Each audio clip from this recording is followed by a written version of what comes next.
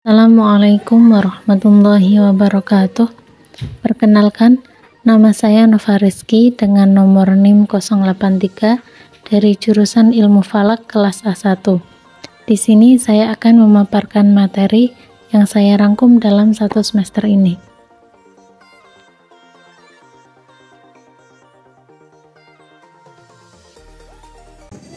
Hukum adalah suatu sistem aturan atau norma yang ditetapkan oleh pemerintah atau otoritas yang memiliki kekuasaan untuk mengatur perilaku masyarakat. Tujuan hukum mencangkup pembentukan ketertiban, perlindungan hak dan kewajiban, serta menyelesaikan konflik. Ilmu hukum adalah kajian sistematis terhadap hukum sebagai suatu fenomena sosial dan normatif. Ilmu hukum tidak hanya berkutat pada norma-norma hukum, tetapi juga melibatkan analisis terhadap struktur, fungsi, dan dampak hukum dalam masyarakat. Ruang lingkup hukum itu ada berbagai aspek, diantaranya yaitu hukum publik. Hukum publik ini melibatkan hubungan antara individu dan negara, termasuk hukum konstitusi, administrasi negara, dan hukum pidana. Kemudian ada hukum privat. Nah, hukum privat ini berkaitan dengan hubungan antar individu seperti hukum perdata, hukum keluarga, dan hukum perusahaan. Kemudian ada hukum pidana. Hukum pidana ini menangani pelanggaran hukum dan sanksi yang diberikan oleh negara kepada pelanggar. Kemudian ada hukum tata negara. Hukum tata negara itu mempelajari struktur dan fungsi negara, termasuk pembagian kekuasaan dan perlindungan hak asasi manusia. Kemudian ada hukum internasional, yaitu hukum yang menangani suatu hubungan antar negara, organisasi internasional, dan hukum yang mengatur lintas batas. Kemudian ada hukum bisnis. Hukum ini berkaitan dengan regulasi bisnis, kontrak, dan tanggung jawab hukum dalam konteks bisnis. Pengantar ilmu hukum itu adalah mata kuliah atau kajian ilmu yang memberikan pemahaman dasar tentang hukum, struktur hukum, dan cara berpikir hukum. Ini mencangkup konsep-konsep dasar, sumber hukum, dan prinsip-prinsip dasar dalam sistem hukum. Pengantar ilmu hukum memberikan landasan bagi mahasiswa atau individu yang ingin memahami hukum sebagai ilmu pengetahuan dan sistem yang mengatur kehidupan masyarakat. Hal ini melibatkan pemaparan konsep-konsep hukum dasar untuk memahami ruang lingkup, struktur, dan prinsip-prinsip dasar ilmu hukum. Tujuan diadakannya hukum adalah untuk menciptakan dan memelihara ketertiban dalam masyarakat, menegakkan keadilan, serta memberikan perlindungan bagi hak dan kebebasan individu. Hukum juga berupaya mencegah konflik dan memberikan landasan bagi hubungan yang teratur di antara anggota masyarakat. Kemudian fungsi hukum sendiri itu adalah sebagai regulasi perilaku atau hukum mengatur perilaku individu dan kelompok dalam masyarakat untuk menjaga ketertiban dan keamanan. Kemudian ada penegakan norma. Hukum memberikan norma atau aturan yang harus diikuti dan menetapkan konsekuensi bagi pelanggarnya. Kemudian ada menyelesaikan konflik. Nah, hukum itu menyediakan mekanisme penyelesaian konflik melalui sistem peradilan, arbitrase, dan proses lainnya. Kemudian ada perlindungan hukum. Nah, perlindungan hukum ini memberikan perlindungan terhadap pelanggaran hak individu seperti hak properti, kebebasan berpendapat, dan hak asasi manusia. Kemudian alat untuk mencapai tujuan hukum itu diantaranya ada perundang-undangan. Nah, peraturan perundang-undangan ini pembuatan dan penyusunan undang-undang sebagai pedoman hukum yang mengatur berbagai aspek kehidupan. Kemudian ada lembaga peradilan. Nah, sistem peradilan yang melibatkan pengadilan dan hakim untuk menegakkan hukum, menyelesaikan konflik dan memberikan keputusan yang adil, kemudian ada penegak hukum. Ini termasuk contohnya kepolisian. Kemudian lembaga penegak hukum lainnya yang bertugas menegakkan aturan hukum dan menjaga ketertiban. Kemudian proses hukum. Proses hukum itu melibatkan penyelidikan, persidangan, dan penegakan keputusan hukum untuk menjamin keadilan. Dengan demikian, tujuan, fungsi, dan alat-alat tersebut bekerja bersama-sama untuk mencapai tujuan hukum yang melibatkan keadilan, ketertiban, dan perlindungan dalam suatu masyarakat. Kemudian, manusia sebagai makhluk sosial secara alami memiliki kecenderungan untuk berinteraksi, berkomunikasi, dan hidup dengan komunitas. Ketergantungan manusia pada hubungan sosial memungkinkan mereka untuk saling mendukung berbagai pengetahuan dan membangun struktur masyarakat. Kemudian norma-norma sosial itu adalah aturan atau standar perilaku yang diterima dalam suatu masyarakat. Norma berperan sebagai perlindungan kepentingan manusia dengan menyediakan kerangka kerja untuk interaksi yang teratur, menghindari konflik, dan memfasilitasi kehidupan bersama yang harmonis. Norma-norma ini menciptakan ekspektasi yang jelas tentang bagaimana individu seharusnya bertindak dalam masyarakat. Kemudian, alasan keberadaan hukum ini bertujuan untuk menciptakan dan menjaga ketertiban dalam masyarakat. Aturan hukum memberikan pedoman yang jelas tentang perilaku yang diterima dan mengatur konsekuensi bagi pelanggaran. Kemudian menegakkan keadilan. Hukum itu berperan dalam menegakkan prinsip keadilan dengan memberikan perlindungan terhadap hak dan kebebasan individu. Hukum juga menyediakan mekanisme penyelesaian konflik yang adil, perlindungan terhadap kepentingan umum. Hukum mengatur dan melindungi kepentingan umum masyarakat. Hal ini melibatkan pengaturan berbagai aspek kehidupan, seperti lingkungan, kesehatan, dan keamanan. Memberikan prediktabilitas. Keberadaan hukum memberikan prediktabilitas dalam perilaku masyarakat. Individu dapat mencanangkan tindakan mereka dengan keyakinan bahwa hukum akan memberikan kerangka yang konsisten. Kemudian menyelesaikan konflik.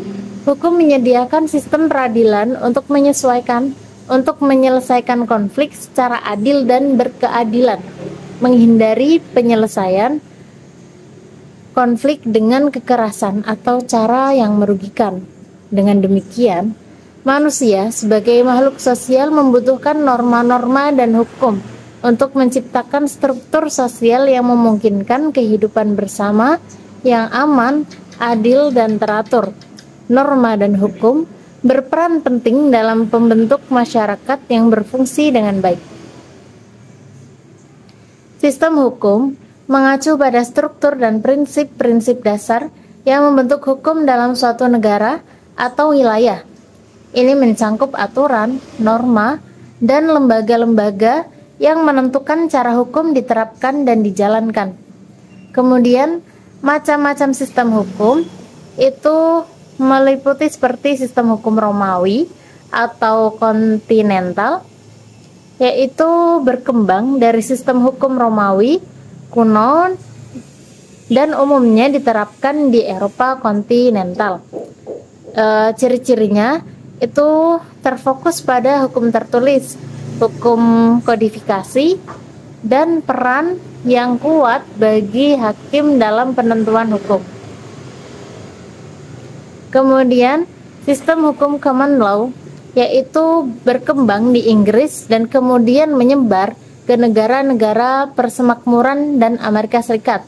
Nah, ciri-cirinya itu didasarkan pada presiden hukum, hukum tidak tertulis, dan peran aktif hakim dalam membuat keputusan. Kemudian ada sistem hukum adat, yaitu berdasarkan tradisi dan kebiasaan lokal suatu masyarakat atau kelompok etnis.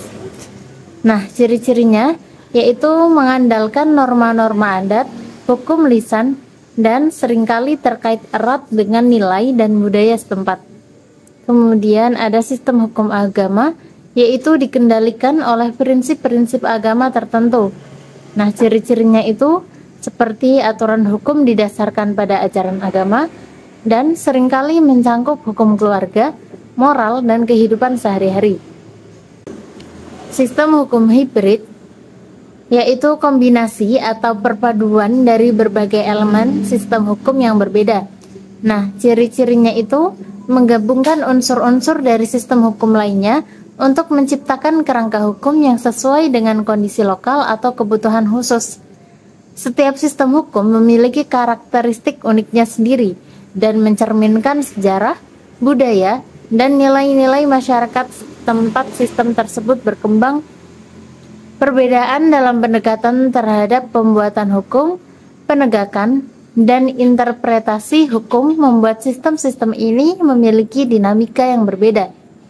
Nah, sumber hukum itu merujuk pada asal atau tempat di mana aturan hukum ditemukan atau berasal. Ini adalah sumber daya yang digunakan untuk menentukan norma-norma hukum yang mengatur perilaku dalam suatu masyarakat.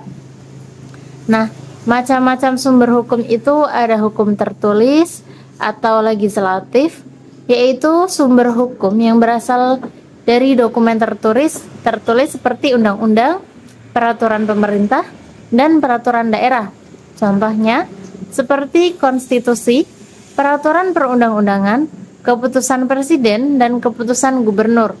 Kemudian ada hukum yudisial, yaitu sumber hukum yang berasal dari putusan pengadilan atau jurisprudensi. Contohnya, seperti keputusan Mahkamah Agung, putusan pengadilan tinggi, dan putusan pengadilan lainnya yang menciptakan preseden hukum. Kemudian ada hukum kebiasaan, yaitu sumber hukum yang berasal dari kebiasaan atau tradisi masyarakat.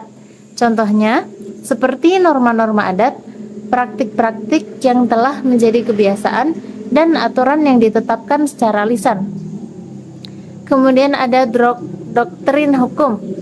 Nah, itu adalah pandangan dan interpretasi pada ahli hukum tentang hukum tertentu. Contohnya, seperti karya-karya teoritis, buku-buku hukum, dan pandangan para akademisi hukum. Prinsip hukum umum yaitu hukum yang diterima secara umum dan diakui secara dasar hukum. Contohnya, prinsip keadilan, kesetaraan di hadapan hukum, dan larangan tindakan sewenang-wenang. Kemudian ada hukum agama. Nah, hukum agama adalah aturan-aturan yang berasal dari ajaran agama dan keyakinan keagamaan. Contoh yaitu hukum Islam, hukum kanonik dalam gereja Katolik, dan aturan hukum dalam agama lainnya. Penting untuk dicatat bahwa sumber hukum dapat bervariasi antara negara dan sistem hukum. Sebagai panduan dalam menerapkan hukum, sumber-sumber ini bersama-sama membentuk kerangka hukum suatu masyarakat. Kemudian subjek hukum itu merujuk pada entitas atau individu yang memiliki hak dan kewajiban dalam konteks hukum. Contohnya, itu individu dalam badan hukum, negara, dan organisasi adalah contoh subjek hukum. Kemudian objek hukum yaitu hal atau kepentingan yang dilindungi, diatur, atau diperoleh melalui hukum. Contohnya yaitu harta benda, hak kekayaan intelektual, dan hak asasi manusia adalah contoh dari objek hukum. Kemudian, hak adalah kekuatan atau kebebasan yang diberikan kepada individu atau subjek hukum untuk melakukan atau tidak melakukan sesuatu dengan perlindungan hukum. Contohnya, hak milik, hak kontrak, dan hak asasi manusia. Jenis-jenis hak itu ada lumayan banyak, yaitu ada hak properti, hak kebebasan pribadi, hak kepribadian, hak keuangan, dan hak asasi manusia. Kemudian kewajiban hukum adalah tanggung jawab atau kewajiban yang harus dipenuhi oleh subjek hukum. Nah, contohnya nih, seperti kewajiban untuk membayar pajak, memenuhi kontrak, dan mematuhi peraturan pemerintah. Dalam suatu sistem hukum, konsep subjek, objek, hak, dan kewajiban saling terkait dan membentuk dasar struktur hukum yang mengatur hubungan antar individu, lembaga, dan masyarakat secara umum. Kemudian peristiwa hukum itu merujuk pada suatu kejadian atau situasi yang memiliki dampak hukum dan dapat memicu timbulnya hak dan kewajiban. Contohnya yaitu perkawinan, perceraian, kelahiran, kematian, dan perjanjian.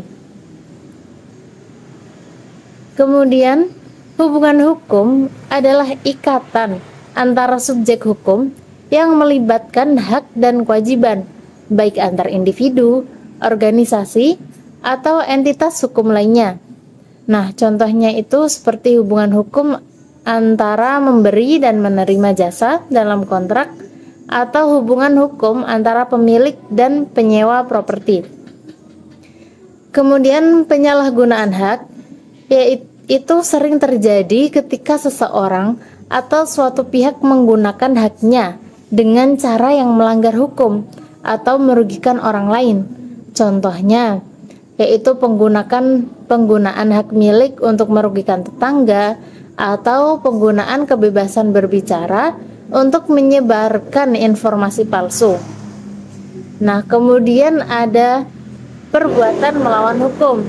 Nah, perbuatan melawan hukum itu adalah tindakan yang bertentangan dengan hukum dan dapat menimbulkan tanggung jawab hukum terhadap pelaku. Contohnya yaitu penganiayaan, pencurian, atau perbuatan merugikan orang lain secara tidak sah. Asas hukum adalah prinsip-prinsip dasar yang menjadi dasar atau pedoman dalam pembentukan dan penerapan hukum. Nah, contohnya itu seperti asas keadilan, kepastian hukum, dan kebebasan berkontrak adalah contoh asas hukum yang sering digunakan.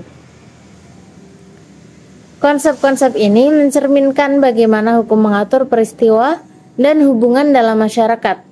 Penyalahgunaan hak dan perbuatan melawan hukum menunjukkan adanya batasan dan tanggung jawab dalam menggunakan hak. Sementara asas hukum menjadi panduan dalam menciptakan aturan dan menentukan keadilan dalam suatu sistem hukum. Penemuan hukum merujuk pada proses penemuan atau mengidentifikasi aturan hukum yang relevan untuk menyelesaikan suatu kasus atau isu hukum tertentu. Nah, metode penemuan hukum itu meliputi pendekatan atau cara yang digunakan oleh para ahli hukum untuk menemukan dan menerapkan hukum dalam kasus-kasus konkret. Metode ini sering melibatkan penelitian, analisis, dan interpretasi hukum. Kemudian ada lagi penafsiran hukum, yaitu proses penguraian dan memahami makna atau tujuan dari aturan hukum tertentu. Hal ini dilakukan ketika teks hukum tidak secara eksplisit mengatasi situasi atau pertanyaan hukum tertentu. Sedangkan konstitusi hukum itu melibatkan pembentukan atau pengembangan aturan hukum baru atau interpretasi baru atas hukum yang ada. Hal ini terjadi ketika hukum belum cukup jelas atau terkini untuk mengatasi suatu isu tertentu. Contoh penemuan hukum yaitu seorang hakim menemukan bahwa undang-undang yang berlaku memberikan hak warisan kepada anak tiri sejajar dengan anak kandung. Kemudian ada hukum empiris. Hukum empiris merujuk pada pendekatan terhadap studi hukum yang didasarkan pada pengamatan empiris, data, dan fakta-fakta konkret. Hal ini bertujuan untuk memahami bagaimana hukum itu bekerja dan berinteraksi dalam konteks nyata. Adapun jenis-jenis ilmu hukum empiris itu ada sosiologi hukum, sejarah hukum, perbandingan hukum, antropologi hukum, dan psikologi hukum. Kemudian aliran hukum. Aliran hukum yaitu merujuk pada suatu pandangan atau pendekatan terhadap hukum yang mencangkup prinsip-prinsip, nilai, dan metodologi tertentu dalam memahami dan menginterpretasi hukum. Jenis-jenis aliran dalam hukum itu ada aliran hukum alam atau natural law, yaitu menganggap bahwa hukum memiliki dasar moral universal dan prinsip-prinsip yang inherent. Contohnya yaitu keyakinan bahwa ada hukum moral yang melebihi hukum positif dan bahwa hukum harus mencerminkan keadilan moral. Kemudian ada aliran utilitas, yaitu berkaitan dengan konsep utilitas atau manfaat maksimal atau untuk masyarakat. Hukum dinilai berdasarkan kontribusinya terhadap kebahagiaan umum. Contohnya yaitu pengukuran keberhasilan hukum berdasarkan dampak positifnya terhadap masyarakat. Kemudian ada aliran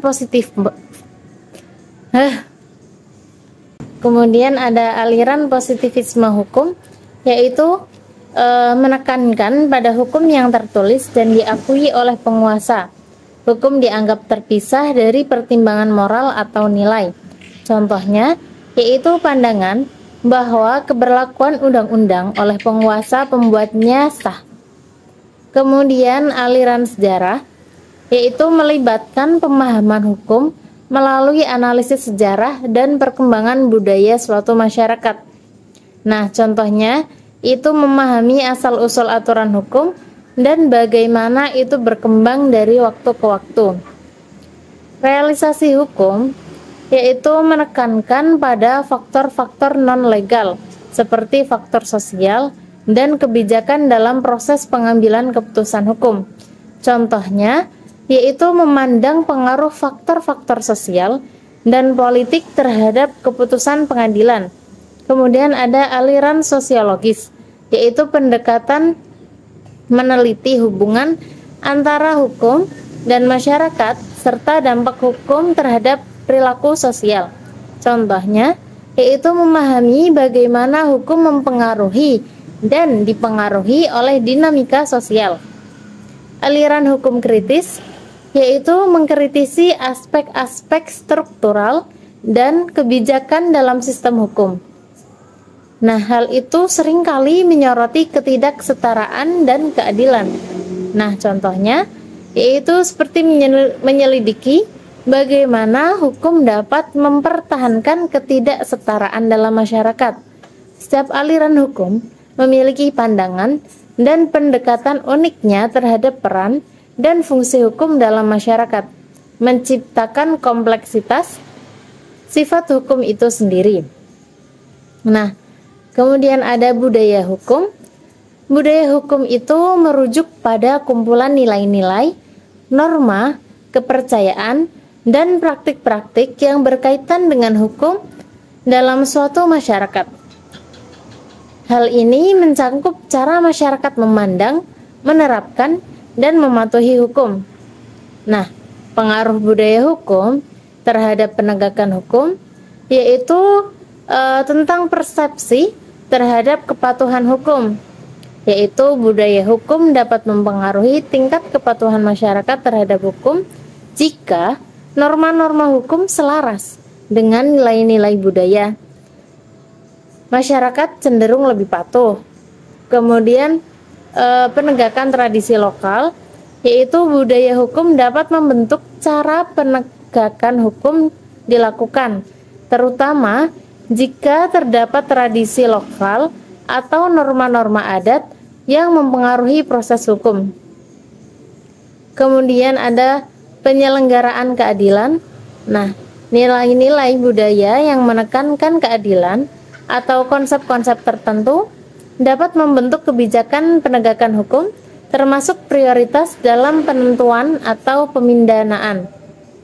Kemudian pelibatan masyarakat. Budaya hukum yang mendorong partisipasi masyarakat dalam proses penegakan hukum dapat membentuk pola interaksi antara penegak hukum dan masyarakat. Kemudian toleransi terhadap korupsi. Nah, budaya yang lebih toleran terhadap korupsi dapat memberikan tantangan dalam upaya pemberantasan korupsi, karena masyarakat mungkin lebih bersedia menerima praktik-praktik tersebut. Kemudian ada pola komunikasi dan negosiasi. Hal itu budaya, komunikasi, dan negosiasi dalam masyarakat itu dapat mempengaruhi pendekatan penegakan hukum dalam penyelesaian konflik atau penegakan hukum. Kemudian pemahaman konsep hukum itu dapat membentuk pemahaman masyarakat terhadap konsep hukuman yang pada gilirannya mempengaruhi keefektifan dan penerimaan penegakan hukum. Pengaruh budaya hukum menciptakan dinamika kompleks dalam sistem hukum dan penegakan hukum. Memahami nilai-nilai dan norma-norma yang dianut oleh suatu masyarakat penting untuk merancang strategi penegakan hukum yang lebih efektif dan dapat diterima oleh masyarakat yang bersangkutan.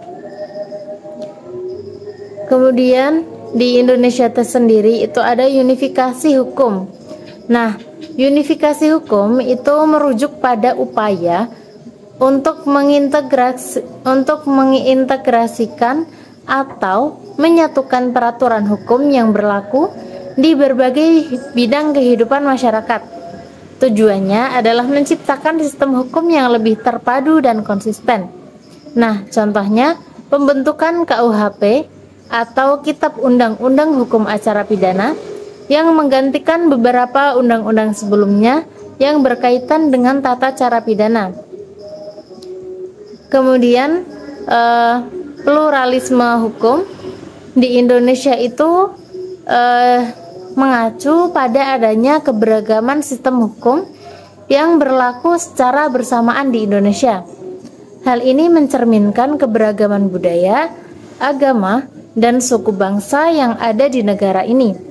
Nah, contohnya itu seperti sistem hukum adat, hukum agama, hukum nasional, dan hukum adat masyarakat tertentu. Hubungan antara unifikasi dan pluralisme hukum Indonesia itu terkait dinamika sistem hukum, yaitu berusaha menciptakan kerangka hukum yang seragam di seluruh wilayah Indonesia. Pluralisme mengakui dan memelihara keberagaman sistem hukum yang ada. Harmonisasi hukum itu menekankan pada harmonisasi dan penyatuan norma-norma hukum. Sedangkan pluralisme itu mengelola dan menghormati keberagaman norma hukum yang muncul dari berbagai tradisi dan komunitas. Kemudian dari segi keseimbangan dan pengakuan, unifikasi ini berusaha mencapai keseimbangan antara sentralisasi dan desentralisasi kebijakan hukum. Sedangkan pluralisme mengakui dan memberikan pengakuan terhadap sistem hukum yang berbeda-beda. Kemudian dari segi penegakan hukum, unifikasi memudahkan penegakan hukum dengan aturan yang seragam. Sedangkan pluralisme menyediakan tantangan dalam penegakan hukum karena adanya keberagaman norma dan otoritas hukum. Di sisi lain ada tantangan dan manfaat, yaitu koordinasi antara berbagai sistem hukum, resiko konflik norma, dan ketidakpastian dalam penegakan hukum. Nah, sedangkan manfaatnya yaitu mengakui dan memelihara identitas budaya, agama, dan tradisi.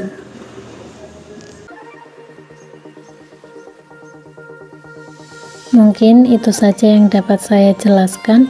Saya menyadari bahwasanya dalam video ini terdapat banyak kekurangan, jadi saya mohon maaf yang sebesar-besarnya. Saya akhiri. Wallahul muwaffiq ila aqwamit thoriq. Wassalamualaikum warahmatullahi wabarakatuh.